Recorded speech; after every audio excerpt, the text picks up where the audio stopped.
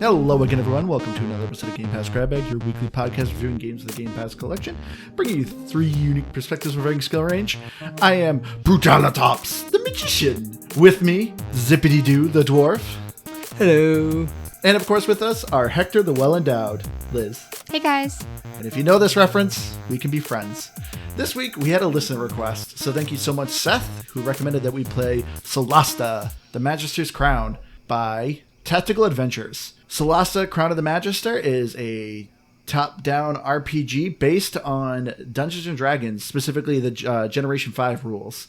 But Solasta is a turn-based action RPG where you are playing in a world of Solasta that has recently, well not recently, but originally had a giant cataclysmic event where humans ended up coming into this magical world, and it's been over 1,000 years since this cataclysmic event. And you are a young, freshly recruited party that's going out and trying to solve some mysteries that have been going on in the kingdom. But oh boy, I think this is going to be a fun episode. Oh, before I forget, I really wanted to put this in as a PSA early on in the episode before I forget it. If you decide to play Solasta Crown of the Magister, I highly recommend that you do not download this game. I recommend that you only play this game via cloud. Because if you play this game via cloud, I noticed you will get all the DLC for free. All the DLC will be active. But if you download it, you obviously will only get the base game and you'll have to pay for all the DLC. This is also kind of a warning as well, because I first started to play this game on the cloud, and then I realized I couldn't load my save when I was trying to play the original version of the game when I downloaded it. So, just a quick PSA, I recommend you cloud this game. But anyway, Keith, start us off. What did you think of Solasta Magister the Crown? Is this a gamer pass for you? I did not like this game. I thought I wouldn't mind it. I've always thought the idea of Dungeons and Dragons seemed like some fun. I thought I would enjoy it, and I still think actually that I would. But boy, oh boy, this is just not for me. It's slow. It's a lot. And it does nothing for me. There's a few little things, I guess, here and there that I maybe can say are some shining moments. But overall, I would not have liked this on the Xbox 360 or the original Xbox, where it looks like it was built on, and I still do not like it on my Series X. Harsh. All right, Liz. I think you are going to be the changing factor here. Was this a gamer pass for you? When I first started playing this game, I did not like it. And now I do. Ooh. And I think that the other games that we've played like this, I've liked more. It's not my favorite of this genre, although it's kind of multiple genres, but like, you know what I mean. But it just felt like everything, the way that the game is set up, is not intuitive to the player. And so I found it like almost tricky to get the hang of it. It didn't feel fluid, and it took me a long time to actually get to a point where I was like, okay, I get it. I'm having fun. So it's now a game, but this is one of those reasons why like it's so important that I put in a minimum 5 hours into a game, because if I just put a couple hours into this game, I would have been like definite pass. So yeah. So this game, I think, is a perfect example as to why we do this gamer pass at the beginning. Because, yes, this is a game for me. Now, would you say, Andrew, is this a good game? I would say no. It has its issues, but I had a ton of fun with this game. This game still like brought so much joy to me, even though it is not good. Like the voice acting is very laughable. Like I was cracking up laughing at just some of the dialogue in this game. It's so really poorly written. The animations are so janky, the facial expressions, but I thought the combat was fun. I loved the exploration. I loved the adventures. I loved creating a character. I had a ton of fun with Solasta, but no, it's not a good game, but it is 100% a game for me. I thought I had a blast with it. So yeah, thank you, Seth, for recommending it, even though Keith probably doesn't agree. But yeah, so let's get into Solasta Crown of the Magister. As I said, the story of it's a very heavy Dungeons & Dragons. So if you are new to Dungeons & Dragons, or if you've always been interested in it like me, I've played-ish games like Dungeons & Dragons, specifically, me and Liz, before we started this podcast, we were playing a good amount of Gloomhaven, which Gloomhaven is very more heavy into like Dungeons and Dragons, but it's less imagination and more actually playing a board game. So I had some experience kind of playing Dungeons and Dragons a little bit that way, but I've never actually sat down and done like a full game of Dungeons and Dragons. So playing this and getting into the story and the realm and the fantasy of it all, I thought it was a ton of fun.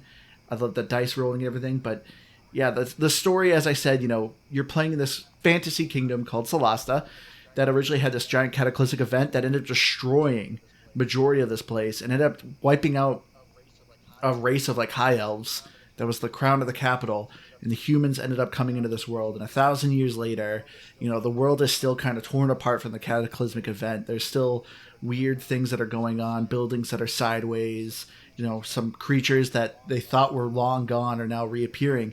And you're playing a party that you get to create and customize your own. You get to pick what characters you want.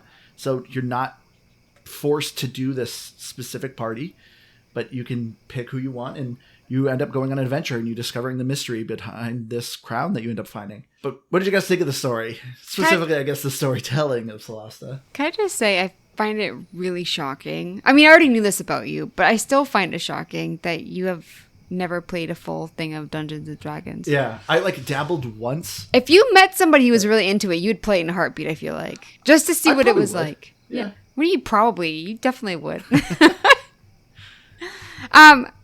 Story-wise, I found it interesting. I feel like I didn't get crazy far into the story, but one thing I wanted to bring up with the characters is that it kind of reminded me of Operencia, where like Dean was kind of like the snarky whatever. The problem is though that I felt like dynamic-wise with the characters, I felt like Operencia's were better.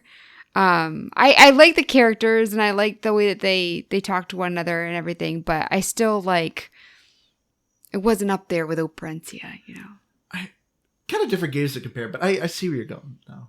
Well, no, I'm talking about the characters and the dynamic of the characters. I said it reminded me of the characters in Operencia. Yeah, I didn't say that because like the characters you picked aren't like canon. Like you could have picked a completely different party. Oh, so you guys didn't have like a snarky person? No, like that's all depends on the personality of the characters you had. I thought there was always at least like one snarky person. No, because of dialogue choices. Some dialogue I noticed would be always present in a story, but some of the quips that some of the characters would say would be depending on their personalities. Whether they were like lawful good or chaotic evil or chaotic good. Oh, so you could do all good? Yeah.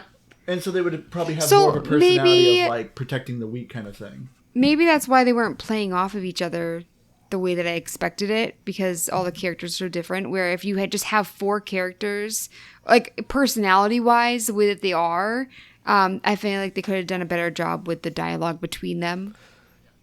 Yeah, I don't know. I guess that maybe that's a little bit of what makes the storytelling and the dialogue a little bit of what it is. And so kind of taking your, I don't know if turn of phrase is the right way to say it, is the dialogue good? No.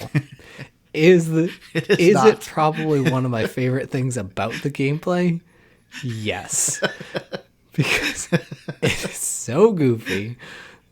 I know I made fun of it, and we'll talk more, but like the facial expressions and everything about it is so dang bad that it actually becomes comical. And that's the part I was like, I just want more of this. Like I actually just want to keep doing this. It's funny. This is probably the first game where Keith did not skip dialogue. Me and Keith were playing multiplayer, which this game, has 4-player co-op, which is awesome. But Keith, being the host, had the power to skip dialogue.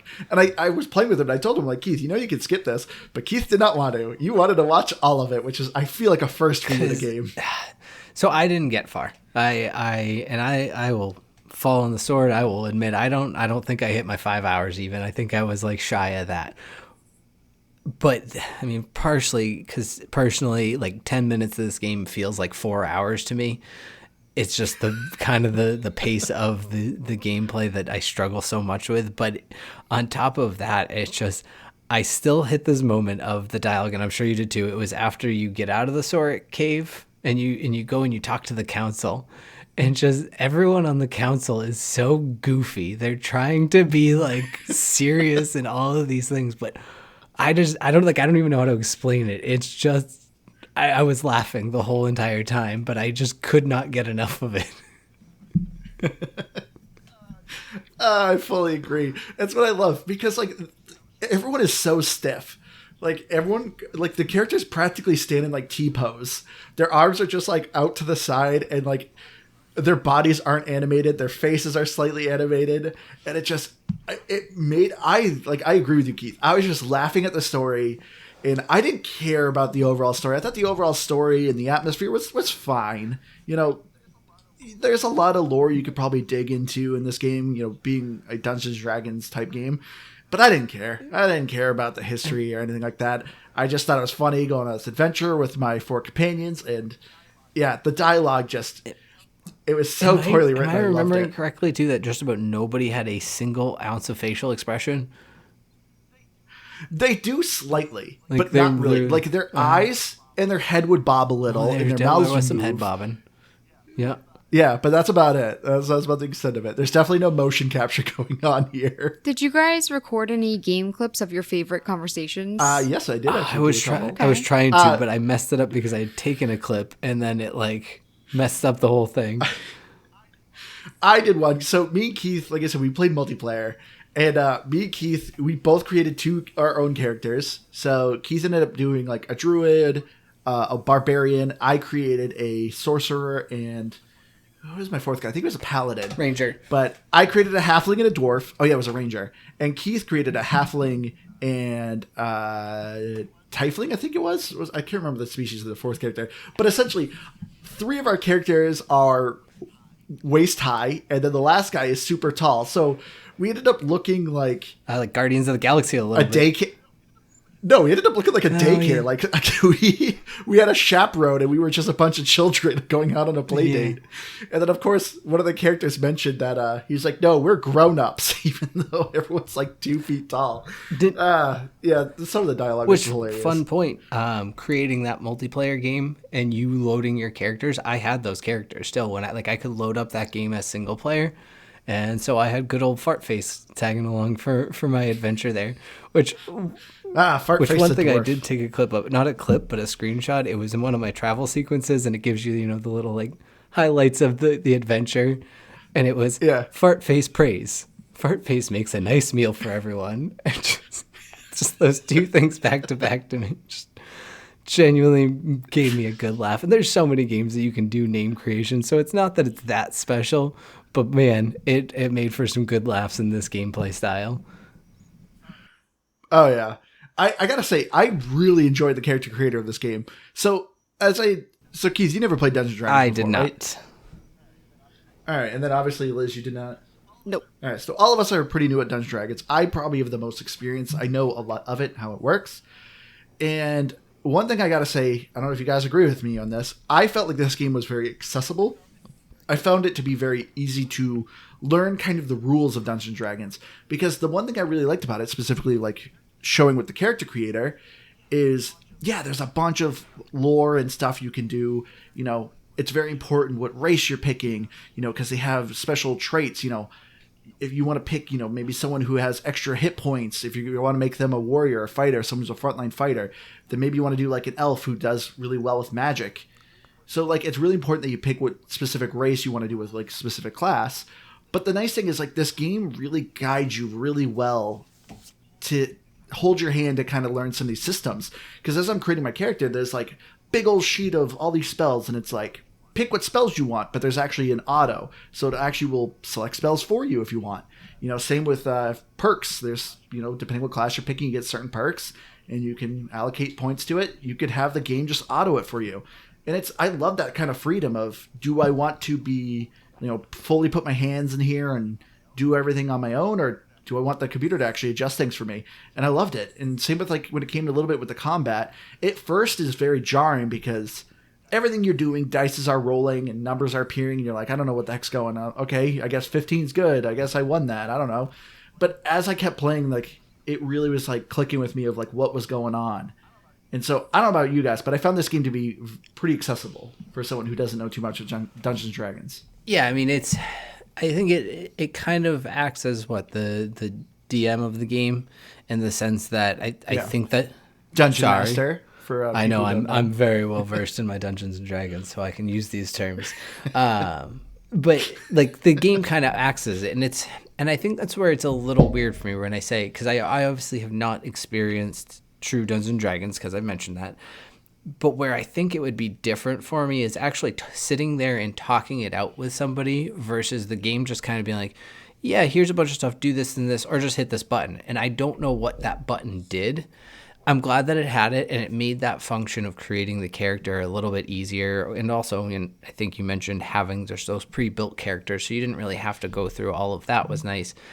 But if I'm like, I would like to know all of those things, and I think that doing it through a true traditional Dungeons and Dragons experience would be better for someone like myself, at least.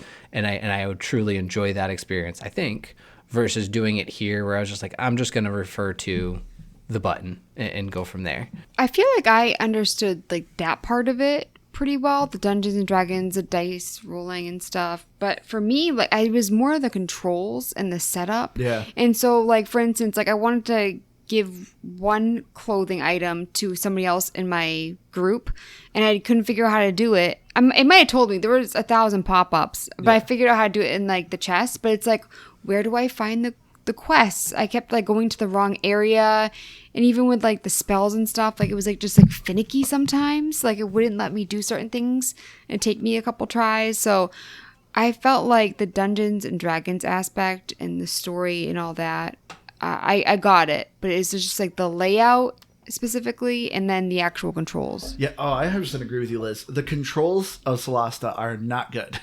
There is a lot going on, and yeah, the tutorial majority of the time is just constant pop-up text boxes of, hey, you're going on an adventure. This is how the map works. This is how this works. This is how equipping things work. And there's just a lot of reading. And you do have a journal where it does show you all these previous pop-ups. So if you forget something, which you probably will forget something, you can kind of go through it all. But there is just a lot of text and a lot of dialogue. So the tutorial overall can be very heavy. And the controls just don't make a lot of sense with some of the mapping they did with the controller. So this is kind of a game where, like, I feel like if I put it down and a month later, it'll take me a second to kind of remember some of these controls. Because it's weird. Like, when you're opening your inventory, to actually use an item, you click the right stick. Like, who thought of clicking the right stick? Like, I would constantly be hitting A, but it's like, oh, that's moving your item. It's like, no. Like, why would using an item be click right stick? It's weird. But, yeah. I also wanted to mention really quick, I'm thinking about, like, the rolling the dice. There was this character that I had, and because at the beginning I just Googled like the best classes or whatever. That's how I got my 4 people. But there was this one guy, and he was he kept trying to give these historical facts. Like there was like a statue, and every time he missed, and everyone just like stood there awkwardly after, and it kept happening, and it was like one of my favorite things because he missed like so far every single time. Like on dialogue? Just like terrible. Like on dialogue, or? Yeah, like it was like a history thing came up, and then he would like kind of it was an guess insight and say roll, something. is what it is. Okay. Yeah, and he's like, "Oh, this looks like a so and so," and then it'd be like miss, and he just looked like such an idiot. I mean, is it because of how they reacted, or just because of how the character models are, and that nobody reacts? It's the reaction afterward. They're all just like standing there, like, "Let's get going." Anyways, Steve, let's move along. It's time to put you to bed. See, this is like, I had so much fun with Solasta. Like, it was these little like dialogue moments that just brought me so much joy because of how cheesy it was. It reminded me kind of like a sci-fi original movie, like where those movies are just so campy and crappy that like they're fun. Is how this game reminded me of. My mom always watch those sci-fi original movies, so I know exactly what you're talking about. So I don't know. I did have fun playing this when I was playing multiplayer with you, Andrew, and I don't know that I'd be excited to like pick it up and be like, oh, let's do this again. But that said, is I do think the best time of it, like all of these fun moments or funny kind of silly moments, they're funny, but it's not enough to drive me to want to play a game. Like, hey, it's just kind of goofy, so I want to play it. What can I say? I'm just a fun person to play with. Well, I mean, in theory, I guess I would say this with any of my friends, is that it's fun to... No, just me. Maybe. You're the only person I play with anymore, just about anyways. So it's one of those things that I can see that it's funny, but I would rather be sitting there, or, in the game laughing about it with my friends, because I don't know, you can't, yes, we're telling those stories and we're laughing about them. Hopefully everyone else is, but I don't know. I don't know if I'd find it as funny if I didn't know the game or I wasn't in it playing with you, I guess. I don't know if that makes sense. Like it's not just like, they're not just like jokes. It's weird quirkiness of this gameplay. And that's where I think the 4 players would be fun, because I actually think you said that I controlled all the dialogue. I think I only controlled dialogue when it was my 2 characters speaking versus the 2 characters that you controlled speaking. I don't know. Or there was like a weird voting system or something like that. Yeah, I couldn't tell if it was a voting system or it was me suggesting, like, hey, I suggest we pick this dialogue. I think it might have been that. Because when I was doing it with Liz, it seemed like it was picking every time she, like, whatever she selected. Maybe. I have no idea. I honestly don't remember paying close enough attention to it. I remember you having some sort of a selection, but I think that would add to the fun if you had 4 characters, because then, like a true Dungeons and Dragons game, you can kind of just be messing around and like one person who never wants to follow along with what everyone's doing, and they're just always going to be doing something stupid, versus everyone else kind of trying to take it seriously. And it's just, that's where I could see the gameplay being more fun than just kind of sitting there playing Dungeons and Dragons by myself. That's not, that's like the original party game. Oh yeah, no, you're 100% right, because there is a lot of options and routes in this game, which is really awesome, because you can just about kill anyone you want out in your adventures. You could actually talk your way out of a lot of things. Like, there's a lot of things you can do, because a lot of times you're going up and they're like, oh, that's a strange man up ahead, and you have options of like, oh, let's try to talk to him, or let's just kill him. So like, you can like actually screw around and ruin quests and kill people, or you could just flat out start swinging at people. So I was asking Liz, and I want to know what happened in your game, Keith. So very first quest you go on, you end up finding 4 survivors. How did you get the book from the scout? Was it the guy with the hood? Yeah. I think I just flat out called him out on it. If I recall, the dialogue was something along, like I went to him first, I think, actually. Yeah, I killed him. No, he ended up coming along with us.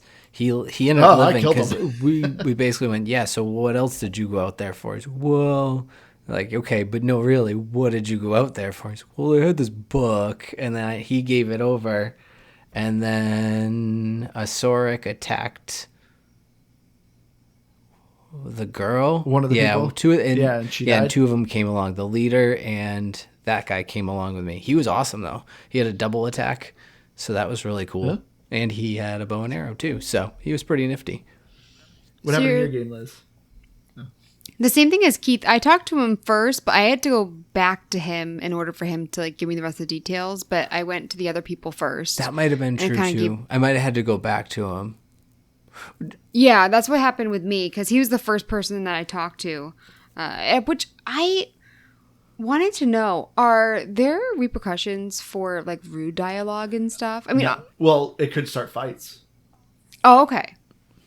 What? Well, because you're talking to like that guy at the council and stuff, and you can give like rude answers, and I was too nervous. I don't like to give the rude answers anyway, but when it comes to you being in the main town, I don't think so. Okay. I think when it comes to the main town, your dialogue is a little bit more straightforward.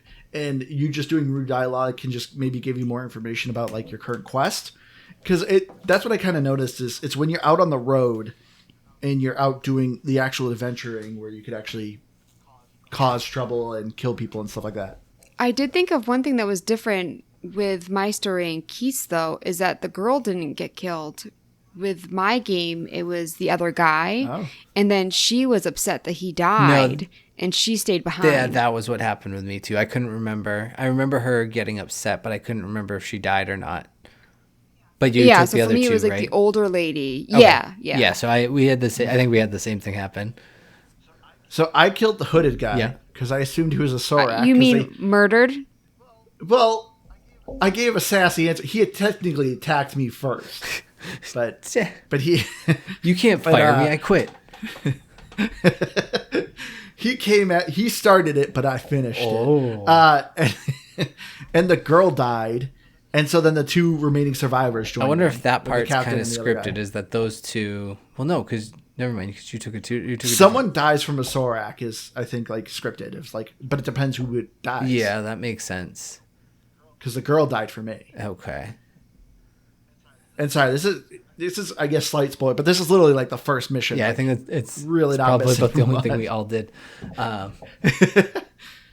Well, me and Liz did much more Well, I know you did. How do you know how much I did? because I saw you. Play. I definitely saw you Oh, play okay. more than I did. I also noticed I was excited when I first saw the characters traveling because it shows them on the map going and they'll, stop and rest and then they'll come across something. But there's this little box that tells you what the characters are doing. So it's like, oh, this person like killed a deer for meat or whatever animal was. And one was like, Dean is writing, which was one of my characters, is writing to like God knows who kind of thing. And I was like, oh, is this going to be like, but then they say it about everybody else. So like it became very uninteresting where it's just like the same thing, but different characters. And I was like, that had potential. I was invested.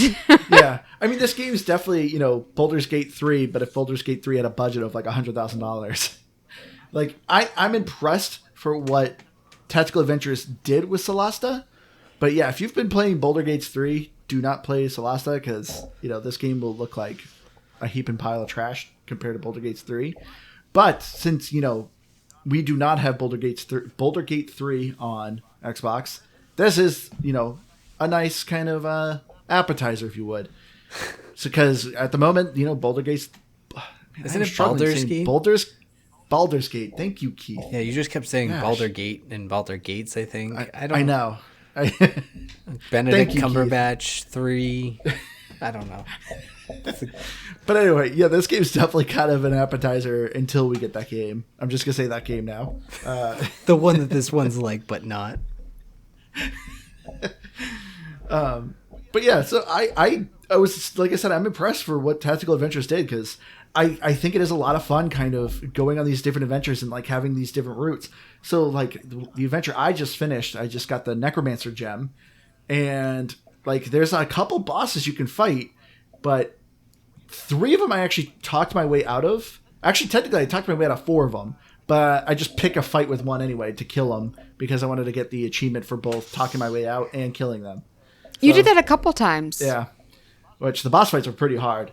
But getting into the combat, so the combat, we said, is a tactical turn-based RPG. So, you're moving your characters on a grid, you're taking your turn, whether in an action or moving or dashing or various actions depending what character and class you are. And you're essentially rolling a dice, whether you hit, and then you roll some dice to how much hit points you're doing. And that's generally how the combat works. But I gotta say, I had a lot of fun with the combat. I thought the combat was actually really good because there's a lot of options you can kind of do. You can even interact with some of the environment, whether it be like knocking things over on top of the enemies, shooting a chandelier off the ceiling to crush an enemy, shoving an enemy off a cliff so they take some height damage. I thought the combat was actually a lot of fun. Well, so we don't play a lot of tactical RPGs on the podcast, or we haven't historically. We've done a couple. A couple, maybe. But that said, I historically am not a fan of tactical RPGs.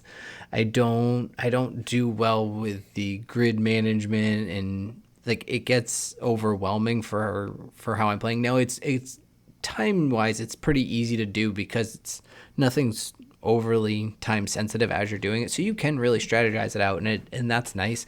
But I don't have that kind of patience, if I'm honest, and it's one of the reasons I just don't care for the style so much. So as a whole, I didn't like it just starting out as a base, but I just found it, boy, oh boy, to be clunky. And there's a lot of buttons to hit, but you also can really just simplify it and just kind of hit A as your base attack. Whatever that is, if you're, range, melee, whatever it may be. So there's simplistic things about it, but overall, I thought it was complicated and slow was my biggest complaint.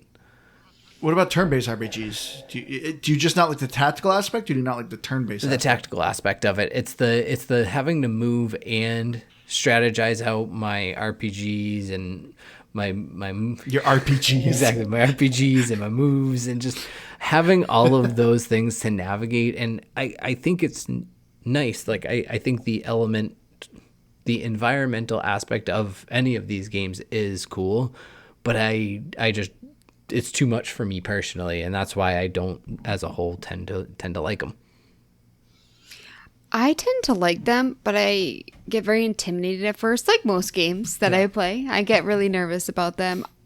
I did eventually turn down the difficulty in this, but it was specifically because I knew that I wouldn't get very far in the game, especially because I kept putting it off because, like, the first couple hours I did not like, and I kept putting off the game. It's slow and then at the beginning. When I finally started liking it, I'm like, oh crap. So I felt like the combat, when you lower the difficulty, it is a bit too easy. I also feel like I need to get more into the spells and stuff, because right now I'm mostly doing bow and arrow and melee weapon, because I don't think the spells are that great. Oh, I disagree. So far, the spells are great.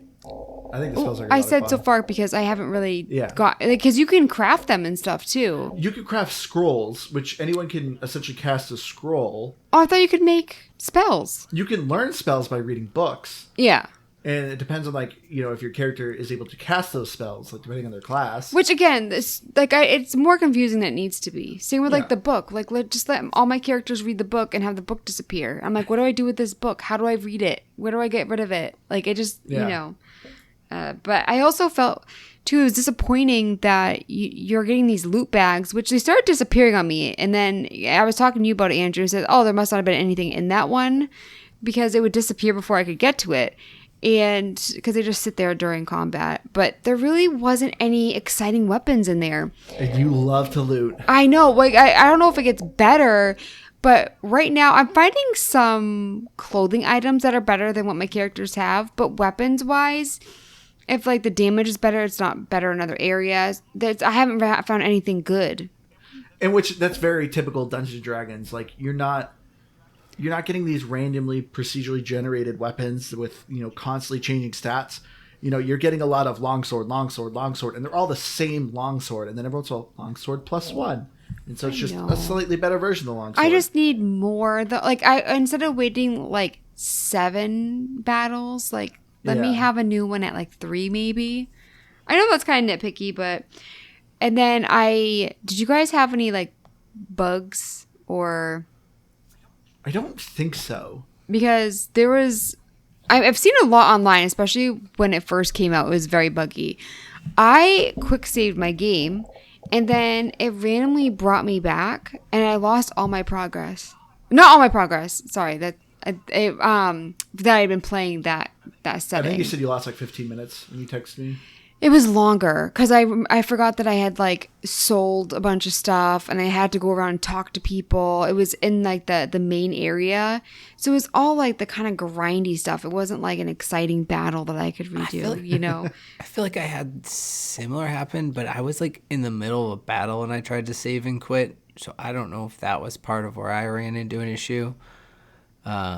Yeah, I wasn't in the middle of dialogue or anything. And I mean, there are some things too that, like, were my fault. Like, this is not a bug at all, but there are some things that I got frustrated with the game.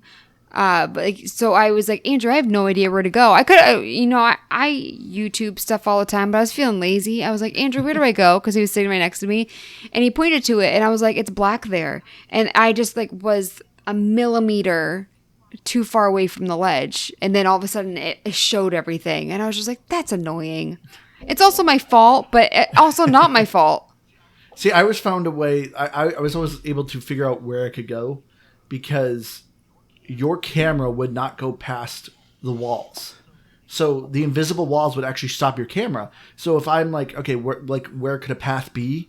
If you just move the camera around and you could actually put the camera out in the blackness, that means, my characters can actually go in that area. That's smart. I wish you had told me that when that had happened. But also the map kind of showed me, but then I was like, but how do I get down? So the map indicated I needed to get there, but yeah. And that's what I love. This game, being Dungeons & Dragons, also, you have different routes depending on your character. If you have a character that's really good in athletics and strength, like they can jump farther, they can climb walls, like they can actually traverse some certain obstacles. So there's some chests you might not be able to get unless you have a character that's acrobatic. And, they can be able to climb up this wall and then push down a block so the rest of the party can come up. I loved the actual, design of the map. It felt like an actual, Dungeons & Dragons adventure. And that's where I struggle, because I don't think I 100% agree with that. And I know it's on me, I guess, playing this game solo versus with friends, but I think I don't find it fun as a single player is the biggest thing. I can absolutely see where it's more fun with friends, of having to strategize those things out and plan your party and your leveling and all of those things, versus just managing all that on as one person of the party, because typically games that do that have better management for managing 4 players, whereas it gets to be, I don't want to say cumbersome, but unless you really know what you're doing, there's a lot going on, I think, personally.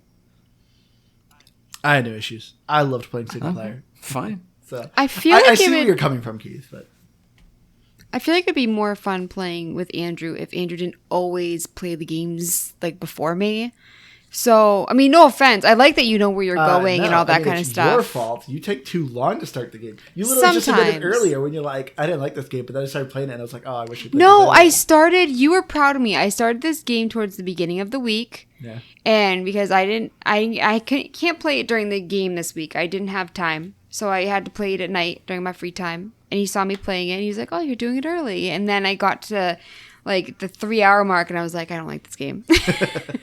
So kind of. Yeah, we were playing it. You're like, this game's making me sleepy. But it really was though. But most games you've already played before we record anyway. Not all the time, but most of the time. Yeah. So it'd be nice to do a game like this when you haven't played it before.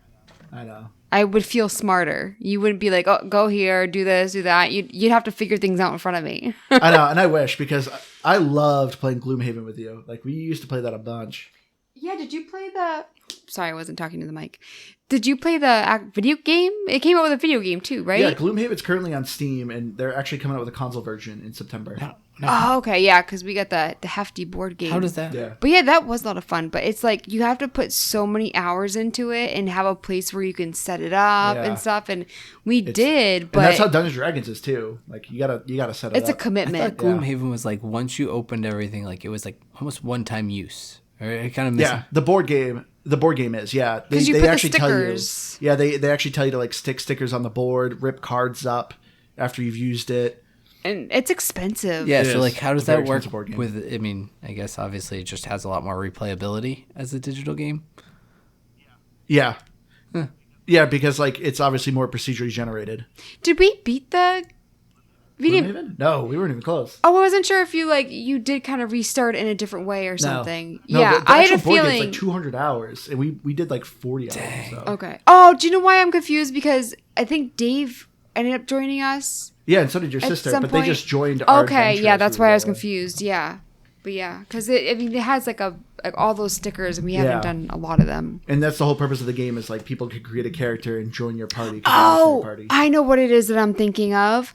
You can your character has to retire. Yeah. And I think that's what I was thinking of. I was so sad when I had to get rid of my character. I really didn't want to. Yep. I still have my original. I never retired her. But anyway, back to Solasta. Oh, yeah. Gloomhaven is a game, though. Maybe we'll do Gloomhaven sometime. Do a board game episode. Yeah. That would be cool. Do a video of it. Yeah, we played tons of board games with Keith. Back in the day. Back in the day when we were friends. Wow. I was gonna say our youth, but okay. Yeah, that's what I meant, our youth. Yeah. So Solasta's gameplay, I actually think is really fun. I thought it was a nice highlighted moment. But getting into, as we've already talked a little bit about it, the audio, the music, and the dialogue. The dialogue is, as we've said before, it's just rough. It's not bad. Like, I didn't think the voice acting was like poorly done. It's just like the editing of the game. Like there was random dialogue moments where like somebody's talking and then someone in your party just looks at everyone else in the party and goes, "Everyone quiet down." But nobody's talking. It's like, who wrote this line at this point in this game? Like the editing was just weird. Some of the voices did not match the people. Your character Dean? Yeah, it did not match. He's a 12-year-old boy, but he has like a deep voice. Yeah, that was awkward. I mean, that's part of the character creation a little, where you can change that, I suppose. Well, he was a pre-generated character. Oh, okay, so they just did it weird. But yeah, it's like, if you remember on Mass Effect, and I know that I was big wrong or whatever on this, where I was saying it's big wrong. It's just, I felt like everyone big was wrong. just saying lines, and then they just were like, someone was like hitting a soundboard with them. This is like 10 levels beyond that. This is like someone's doing it, 100%. but they're like falling asleep as they do. Like, oh yeah, I was supposed to hit that button. Oh yeah, that one too. And and nobody's really talking 100%. to each other. They're just saying things. But man, is it great! It's like a campy B movie, and I think that while it is terrible, it is so entertaining. I gotta say, some of the dialogue, like, not just being bad, but actually was legitimately funny. There was some banter. Like, your characters generally don't banter too much while you're out and adventuring. It's only when you kind of go in, like, the dialogue moments. Like, every once in a while you hear a banter of, like, wow, you're really strong. Like, really simple, like, uninteresting lines. But yeah, whenever they would actually go into, like, dialogue moments, there were some lines that were legitimately funny that I actually thought had really good humor. I feel like I had a lot of banter between my people. Like, during the I don't know adventure? if it was during the adventure or not, but it wasn't like little things. Like, I feel like they were actually kind of sassy to one another. Yeah, like during the dialogue moments. Like, Yeah. you talk about, like, when you're looking at the statues and, like, talk about the history. Mm-hmm. Like, yeah, there was moments like that were generally funny. I agree. And even with like the voices that didn't match and things like that, it didn't bother me at all. Like, I still enjoyed it, and I think it made it more enjoyable. Yeah. Oh, it definitely did. Yeah, because I was also just trying to picture the voice too. Yeah. And so I like some cringy dialogue and stuff. Oh, Doesn't bother me at all. Like, I like Keith's halfling he made, as a barbarian. It literally looked like a 12-year-old boy who was, like, dressing up in a Halloween costume. And then, of course, the voice Keith picked sounded like an old British guy. He had a super deep voice. And he looks like a 12-year-old boy in a costume. Oh, it was so good. But the music was fine. It was kind of more just background noise, but it did fine for the adventure. So overall, yeah, I would still recommend having the audio on just because of the dialogue. But as far as music goes, not really worth it. Some of the spell casting got kind of annoying because every time you're doing, like, there was always a handful of spells I would always use, and every time the character cast it, they say the incantation and shoot it, and it's just like, okay. I noticed that too. It didn't bother me that much, but someone like you who gets frustrated by repetitive noises, I I could see that. I just remembered a dialogue that I loved. Because I love pun humor. My character party found a rune, and one of my characters saying, "Don't touch it, it's magic. You don't know what it does." And then one of the characters touches it and goes, "Oh, it doesn't work." And then one of them goes, "Maybe it was a spelling error." Oh. And I was like, and one of the characters looks at him and goes, "I hate you so much." And I was like, that is a good dialogue. I was like, that actually was really funny. That is good. Like, yeah, so that's what I mean. Some of the dialogue I actually thought is so enjoyable. I just sent you a screenshot. This is one I had taken of our party, and it made me laugh because of the way that our smaller characters were looking up at our dog. Like they look like a small child looking up at. I told you, our party looks like we're a bunch of toddlers being chaperoned by somebody. I like that you didn't show me. I'm sitting right next to you. It's like, don't Sorry, look Liz. at this list. I know we gotta post these pictures on our socials. So follow us on X if you want to see them, or our Facebook. It'll be on one of them. Did you Maybe say both if on we remember. X? It's not Twitter anymore. Twitter? It's X. Is that what it's called now? Yeah, it's not Twitter anymore. X. Oh, it's actually not called Twitter anymore. Yeah, I mean people still call it Twitter, but Yeah, it's called X You don't now. tweet, you post. You don't retweet, you I can't repost. keep up. No, I thought it was called Zeeting now. Maybe, but when you hit the button, it says repost, or I think it still says quote. I don't know. Oh. It's the same And now thing. there's like this I just- threads it says nonsense, different and I'm words. like, I can't keep up. Yeah. I saw the logo change to X, and it was like a week before I realized that it was a different name, not just a different logo. So I'm with you, Liz. It's weird to be like, follow me on X. I understand trying to change it. You know, it's a new platform and stuff. Like you obviously, you're something new, and you're rebranding it. But Is it though? yeah, Yeah. Are you guys gonna do a Threads no, social media? no, I do not care for Threads. After I saw like, it's why I generally don't care for TikTok. Like the fine print of it is like they have access to a lot of the files on your phone, and you can't delete your Threads unless you delete your Instagram as well. Like they're tied together. It's just kind of sketchy, and it's like, yeah, I don't like that. Oh, I didn't know that. Yeah. But anyway, graphics of Solasta. Also, we've mentioned before, the character models are super janky, but overall, I think the art style is actually pretty nice in Solasta. They did a very good job creating a fantasy world. I thought the character models had some weird clipping issues with their clothing and their facial hair and stuff like that, but overall, the elves looked like elves, the halflings looked like halflings. The environments, I thought, looked like a nice, cool fantasy world, and it actually looked like a top-down kind of Dungeons & Dragons map. So I thought the art design was pretty good. It's just definitely low budget. I like that when you were out and about. I'm not really very sneaky. I mean, in games or in real life, I can't sneak. My Your ankles bones crack crack. too much, yeah. My ankles crack when I walk, so it's like now I'm not sneaking up on anybody. But Every time you come up the stairs, I'm like, man, is Liz, popping a bubble wrap right now? What is that noise? But I can see like, oh, my character could hide there, or like if I wanted to sneak attack. But I never wanted to sneak attack. I wanted to always like confront the person because I'm like, what if I do the wrong thing? But I did that once on the second mission. They're like, oh, who are these people? Maybe we should go in and talk to them. I straight up just killed everyone. And they even said, they're like, well, I guess we're killing people. Like my party even like commented on how I was just killing. It clearly said cultists. So I'm like, well, they're cultists. Oh, the triangle? Yeah. Yeah, they were bad anyway. Oh, yeah. I Don't knew worry they were about going it. to be. But I didn't Yeah. even bother talking. I just started killing. The people's bodies were not proportionate. Oh, no, they weren't. Which really is kind of freaky. Yeah. And there's this one guy I remember on the council, his facial hair and his head hair, they didn't, I don't know what they were thinking. It wasn't like the other people, they tried with the strands. Even if it didn't look good, they still tried. This was just like one color, like slicked. It looked so weird. And I was like, this, like they forgot about this guy. But it's just definitely one of the charms of this game.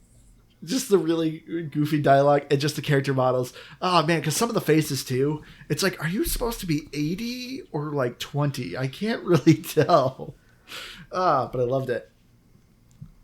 Yeah, its quirkiness was its best trait in my opinion. But Yeah. But achievements. So the achievements for Solasta. Why are there so many? Yeah. Well, so- it's because there's so many branches. But it is something that you dislike greatly. Yes, a lot of the achievements are secret, but I think it's understandable No. because... What? The total gamer score for it is 2,154. Is it really? oh, Let what? me You double check. completed I mean, it I'm with getting an everything. odd number? That's terrible. I must be wrong. 'Cause I I don't- didn't think about it like that. Yeah. But yeah, because we're all so Andrew, mine's you terrible. have 265, Keith 70, I'm 75, and there's 132 achievements. So yeah, Keith, you got 8, I got 9, Andrew got 29. But that's like a That makes me feel I must a be lot wrong. better knowing that Andrew only got 260. No, Liz is right. 2,154 gamer score is the So final is there score. one that's like an odd number? Because we're all fives, so I don't think it's crazy like that. I can't believe you saw that, Liz. Good job. Catch. I didn't notice that, but yeah, I don't see myself getting there, so it's not going to be a problem for me. But yeah, that's a really odd number, and that would annoy me if I completed a game 100% and I ended up with that number. So I can't see like the secret achievements, but all the other ones, it's in 5s and 10s. Yeah, so it must be a secret achievement, which is really weird. So there's one that just has like a 4. Maybe it's an accident. Maybe because I'm on the app. I looked it up on the app. Maybe, but the app, it's usually pretty good. I don't think I've ever seen any real errors there. Yeah, that's crazy. But yeah, the majority of the achievements are secret, but that's because they're obviously story related. So, you know, and as we've been saying in this episode, there's a lot of branching paths. You know, do you talk your way out of this? You'll get an achievement. Or do you fight this character? You'll get an achievement. So this game is definitely meant to kind of be replayed multiple times, you know, playing different characters, different party members. You know, if you get the DLC, there's actually a total, I think, of 2 more. So a total of 3 stories if you do all the DLC. But the DLC will also give you other classes, such as being able to be as a druid, a warlock. You know, there's a bunch of other. And then, of course, additional subclasses, different races.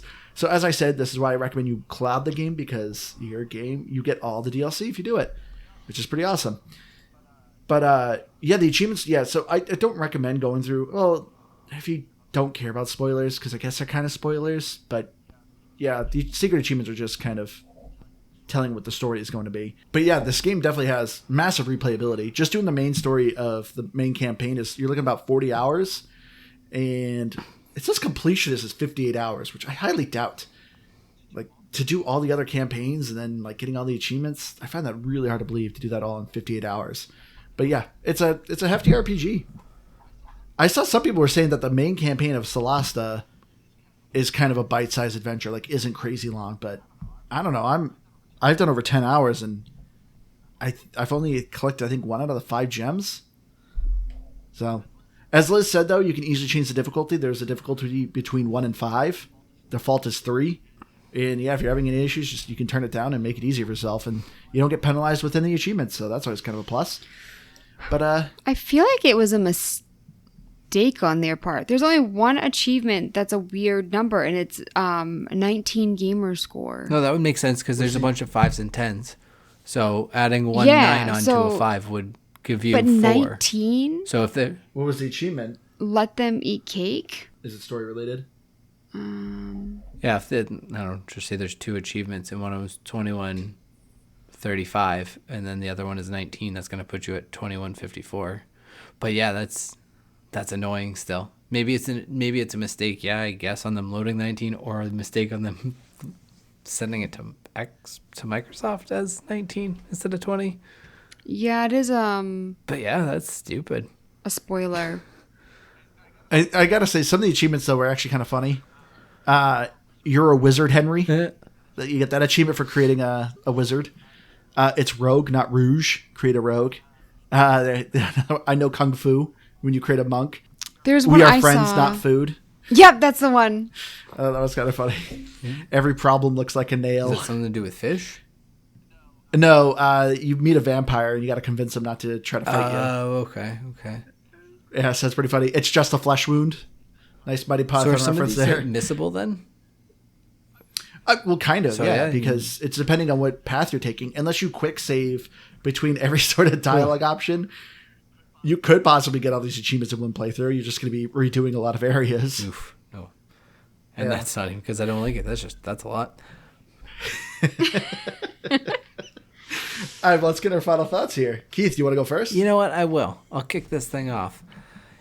There wasn't a lot about Solasta that made me want to play it. Now, I can absolutely see where going a bit further into the game, there is more branching out that I didn't dip my toes into.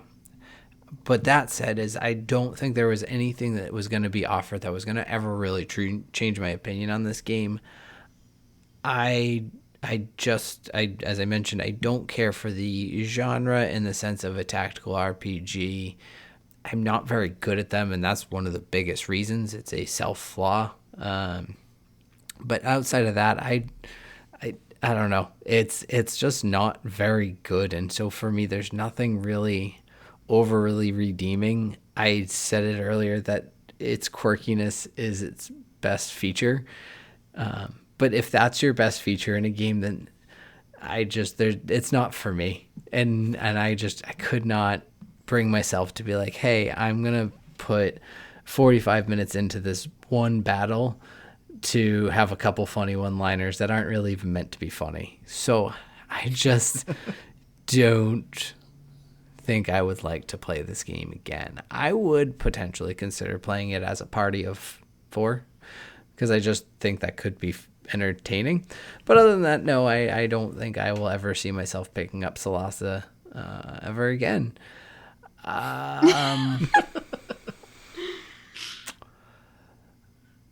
This might be one of the lowest scores I've given in a while. I'm going to go with 67. Yeah. All right.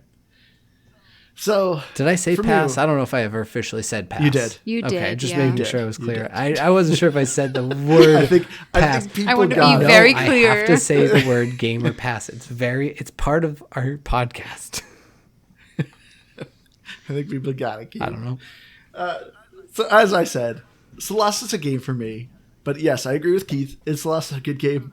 No, not really. But I did have a lot of fun.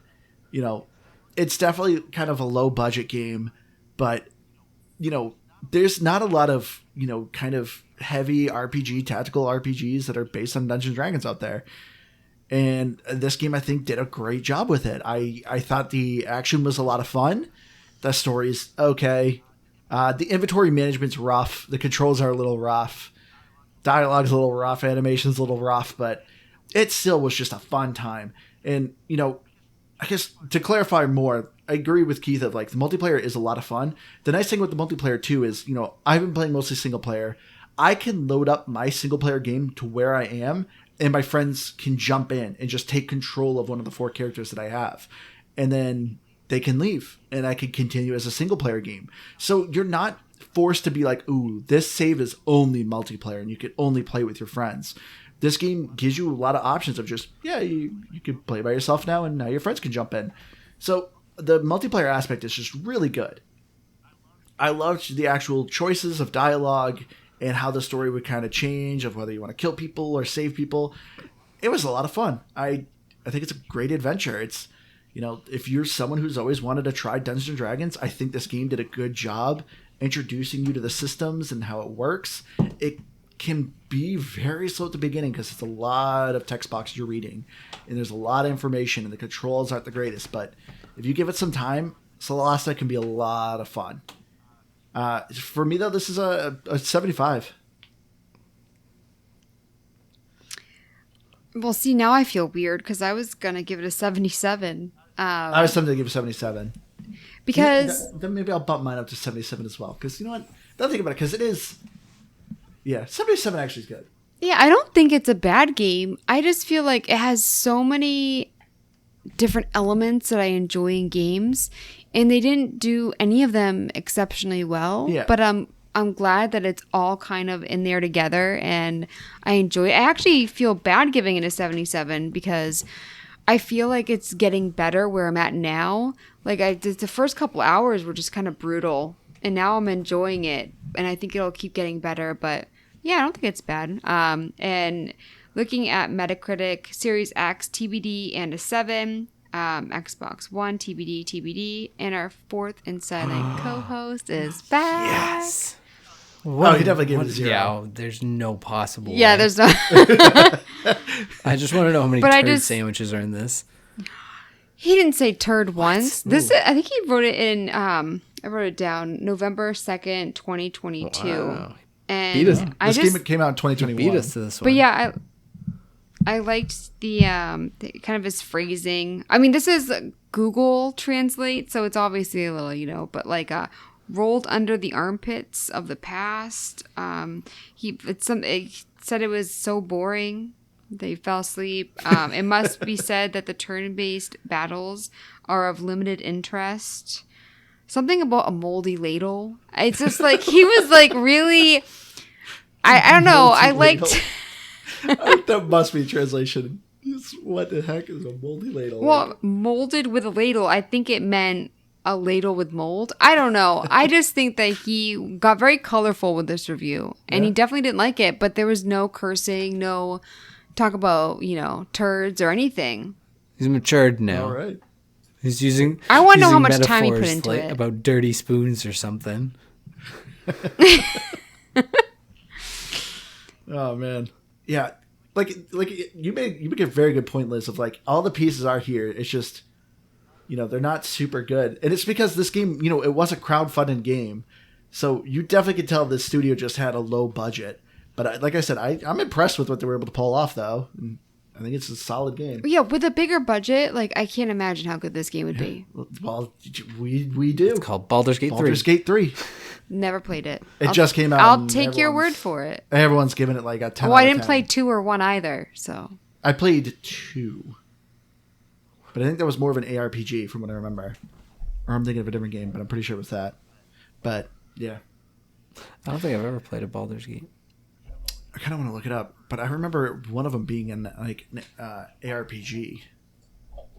I'd believe it. I don't know. I don't feel like looking it up right now. I like the We'll just wrap honesty. this up. What? I like the honesty. You're like, Nice. eh. Well, because I know you guys are just waiting for me to wrap this episode up. You're like, I don't want to wait for me to type something in. Wow, you think we're just really impatient people, don't you? Oh, sorry. Liz is the impatient one. Keith will be okay with me looking something up. I think I am pretty patient.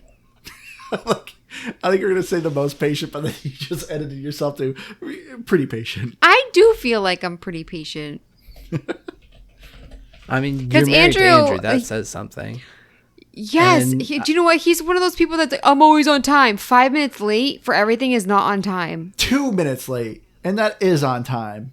I mean, if you're That's using stressful. the No, word late, you are by definition not on time. If you're, you are late. yeah, if you're, But if you're I'm early, no better. you're on time. But I'm just pointing out a fact that using the word late just nullifies any other further definition of your arrival time. It's late. What I think it's funny because when I started working at Panera with Andrew way back when, Were you the manager? well, I started before them. No, What? but she taught me how to make sandwiches. I trained him. Adorable. But when I was hired, they said if you're early, you're on time. If you're on time, you're late. And if you're late, you're super late. And Andrew was always super late. But you know what? I always showed up. And I'm patient. I married you even though you're late for things. And it stresses me out. You're like 20 minutes early, and honestly, it's more rude to be so early. I mean, I've worked in retail and What? fast food. Well, Panera's not fast food, but in food management. And there is something to be said for always showing up. Because Yeah. I even called out a lot, so I'm not even pointing the finger at people. I just know that those industries have that because I was part of the problem. So always showing up. Oh, so you're just saying be happy they showed up? No, I'm not saying be happy. I'm just saying that you get like a one pat on the shoulder, not even on the back. It absolutely on the shoulder, top of the shoulder. To be clear, it is not a back pat. You did not do a good job. You were late. But you get a shoulder tap. Do you know how many times I've ever been reprimanded for being late? Not enough. Not Zero. enough, clearly. Well, you also Zero. never call out though. Exactly. So if someone was like, "Oh, you're 1 minute late," and it's like I haven't called out in years. Exactly. So- that's why in all of my performance reviews, no one has ever been like, "Oh, you're like a minute or two late." I have never once heard that. But I always get, you always show up for your shifts. Like you always work. You never call out. So, That's true. Exactly. So that's why I would disagree with you of me being late. I am on time, and I am No, there. you're still late. Well, no, you can't just make up Still what late. on time means because you show up for work. Yeah, you're But The whole point is I am patient. Maybe the best, because then you can kind of say Yeah. like, it's close enough that I'm punctual. I'm arriving close. Well, on so time. when it comes to work, like right now you work somewhere where like somebody's waiting for you to get there because you need to switch over the shift. yeah, It is then late to like, and this is with Panera too, because you work different shifts. It is then late. To be late is rude because that person cannot leave until you're ready, and then orders are coming in. So if you stroll in 5 minutes late, they can't leave, and then orders might pop up right when you get on the line. This is also why my coworkers love me, because yes, I am there. I need to receive report from my coworkers. Yeah. But I don't dilly-dally. I literally throw myself in my locker, punch in, boom, and I'm right You there. don't even put Other your people are food like, in I the need fridge. to print. I need to drink my coffee. I need to do this. I'm like, no. I was like, give me a report and get out of here. Yeah, I've never made a coworker late to leave. Keith, he doesn't even refrigerate his food at work. No. So he works 12-hour shifts, and I'll make him something, and it doesn't matter what it is, he doesn't refrigerate it. And he never gets sick. Well, I did Isn't lose that my weird? gallbladder recently. Wait, what? I did lose my gallbladder recently, which all my coworkers are making fun of me for. They're like, oh, this is why you lost your gallbladder. I'm like, well, I can't lose it again, so I'm going to eat this whole pizza. Well, no, it's also like, I remember, I think I've said this before on the podcast, but when COVID was going around, you ate somebody's yogurt that they'd already eaten out of, and then you got that phone call like, oh, they had COVID, and you're just like, yeah. But I never got COVID. I worked frontline COVID the entire time, and I never got COVID. I'm just saying, like, you live dangerously in the food department. I do. You always have that too. saying, like, do you know if I get sick? Spring cleaning. Like, do you go to other tables at restaurants when they leave? No. Like, what? No. You're eating It was other offered to people's him. Yogurts? It's pretty gross. Because, look, Okay, I... It's was like a soup. yolk crunch, and she took one bite of it. So it's not like No, she you was said double dipping her no. spoon. You She told took, me like, it was two. one bite. You told me it was two, and the spoon went back in. No, it was one That's- bite. You know, so you lying now? or wait, you lying no, it might before? have been two. It It was That's two. why I It was. to share Yeah, actually, I a remember yogurt. that. But it's still not bad. It was two bites. Come and on. I will eat things that my children hand me, but Yeah, not even a that's stranger, dangerous. a coworker, that is too many bites to share a yogurt Yeah. with a coworker. And she had COVID, and I still didn't get COVID. I don't even have questions. Or I'm you just didn't have symptoms. done with you. I mean, it's just like gross thing to eat after somebody. It's like soup. You don't eat soup after people. But why is it not weird to have like a pizza party and everybody's grabbing out of the same box and you're kind of like touching the piece next to it to pull it off? Like, Oh, I don't care about that. Liz actually read something. Why is that not gross? Liz actually read something of a weird social thing that I never thought about. Liz read a thing of, would you take a free mattress from someone? Everyone says no. Then it's like, well, why do we pay hundreds of dollars to sleep on a mattress that hundreds of people slept on in a hotel? And it's like, that's a good point. Well, I also think it's interesting that people say that. Do you know how, like, when you're out at a restaurant and if you have fries and people double dip and it's like a community sauce or something, and people are like, well, it's just as rude to like rip it apart and then dip the other side in because your fingers touch the other side. And I just feel like, Well, Mythbusters did an episode, and no, not that many germs actually grow if you double dip. It's actually not that bad. It's not that unsanitary. I mean, I think it depends on I would how never- you're eating the thing that you're dipping. Like, are you? I guess, are you yeah, like, if you're like sucking on your potato chip and then are you putting it in, eating yeah. it like a horse, like you're just like throwing your lips around the whole thing, or do you like take a bite like a normal human being? I've been known to be a horse chewer. You're just gonna I used- casually make out with your French fries. I used to be super grossed out by germs, and I'm just not anymore. And so, like, I would never Because we double. have a toddler. I know. I would never.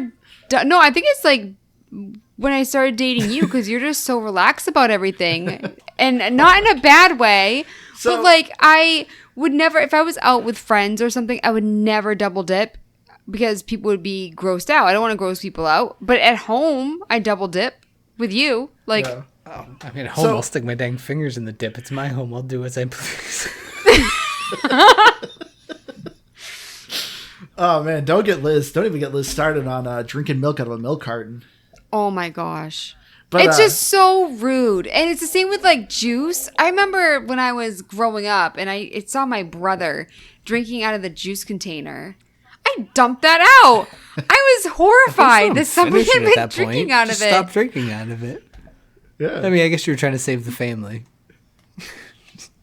Well, and See, like I how gross is said, your I brother? was Going super. to pour glasses I and was- just slapping it in a container. There is no. I was super like grossed out by germs when I was younger, and it's so weird that I'm not now. biggest germaphobe I know is our co-host guest that we've had on a couple times, Dave. He's a pharmacist. And I remember when I knew him younger, when he was in school, he literally is a person that constantly has a bottle of sanitizer in his pocket, or his wife has it in his purse. There is always some sanitizer within like 5 feet of him at all times. But I remember before I got in the medical field, he was like, if you ever went in the medical field and you learned about germs, like you'd be a germaphobe like me. Here I am. I'm probably worse than I was then. See, I feel like the more I learn about germs, the more I realize that they're just everywhere, and you just got to get over it. Because, I mean, you go to a restaurant, like, there's some nastiness going on sometimes. You never know. Like, for me, it's like, I don't even worry about it. And there's some people who are like, if they find a hair in their food, they're like, I can't eat it. And for me, I'm like, that's probably the cleanest part of that person's body. Oh, I've always said that. The hair is the least gross thing you can find in your food. I mean, I don't want the hair in my mouth because of the texture thing. But it's definitely the least gross thing you can find. Yeah, so that's why I'm just like, I pick it out. But, I mean, would you rather find like a fingernail or exactly, something? Exactly, or a Band-Aid. Yeah. I mean, it's been one of the perks of How growing long have we been hair talking out. about this? We've been just like 15 minutes this episode. Yeah. Giving the listeners some insight on our personal Weird lives here. food ticks. And our weird being late habit. Which, quick PSA, this reminded me too. If you are late for work, please do not speed. I cannot tell you how many patients I have seen who have had severe injuries because they were just running late for work. I've seen it way too many times of people getting car accidents because they were late for work. Just be late for work. Don't speed. It's hindsight's 2020. When you're in the hospital, you realize it's not worth speeding. So, quick PSA: don't be rushing to work. But anyway, let's end it here. I've been your hardcore gamer, Rostange. You can find me on Xbox Live at Firebird01952. If you have any game suggestions, please go to GamePassGrabBag.com. You'll find all our links. Send us an email. Say hi to us. We always love hearing from you guys. It always makes our day. We love, getting feedback from our listeners. Please tell us how you found us. What episode was it that you looked up, that you ended up stumbling upon us? I always love hearing that. I always find it so interesting when someone's like, yeah, I found you from Hollow Knight, or I found you from Stardew Valley. That's always fun information I love getting. And also, too, as a reminder, wherever you listen to us, please make sure you leave us a review. It always helps us out a lot. We greatly appreciate it. Thank you all. We love you. Keith. I've been Keith. I think you gotta all know that. Review our reviewer, or review our listener. Who is this? Seth. Seth. I thought she said Seth. I'm not gonna blame Seth for this one, because I think this would have ultimately just been one that you picked, and I would have blamed you for it. So this is I'm giving Seth an 8 because honestly, I would have never looked at this game. I did not know this game was even on Game Pass. So this was a kind of a cool thing where it's just like, hey, I'd never heard of this game or saw it. So Seth, I'm giving you 8 out of 10. Well, I still think you're a 9 out of 10. But the game is a poop. It's a big old turd sandwich, and I don't like it, and I don't want to play it anymore. But you're a great person. Thanks for listening, and maybe recommend a game Andrew hates next time. That'll be hard. Soccer Story. I feel like that'd be a fun challenge. Recommend a game that you think I will generally hate. You've given some bad scores before. I'll look and see what kind of games they were and look for them. If you make Soccer Story and you're listening to this, can you make a second one? I just keep thinking about the juice that I dumped out, and I feel really rude about it, even though it happened 20 years ago. And Are you gonna message your brother? Sorry, Steven. I was a brat. I genuinely do. I'm like, honestly, I've it happened one time. See if he even remembers. It happened one time. I doubt it. When I feel bad about something, I remember it forever. Oh, who doesn't? I only did it one time. Everyone remembers something dumb they said when they were in middle school. And it's just like, it's been, decades, but God, that still just embarrasses me. Yeah. Everyone has that. Except I just said it. But anyways, I'm Liz, a noob, gamertag. Come on, I'm Dean, and I'm on Twitter and Instagram at LizNoob, NoobBusyW. All right, everyone. We love you all. We'll see you again next week. Bye, guys.